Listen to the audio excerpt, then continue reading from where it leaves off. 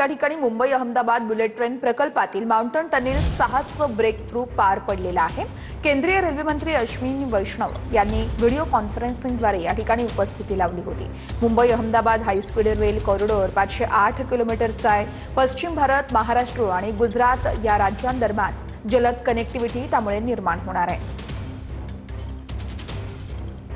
मुंबई ते अहमदाबाद या बुलेट ट्रेनच्या महत्त्वाकांक्षी प्रकल्पाचं आज टनलचं ब्रेक थ्रू झालेलं आहे। आपण पालघर जिल्ह्यामध्ये आहोत आणि याच जिल्ह्यामधून अनेक टनल्स आहेत ते जात आहेत। एकूण जवळपास पाहिलं तर महाराष्ट्रातील 6 टनल आहेत ते बुलेट ट्रेनसाठी तयार करण्यात आलेले आहेत।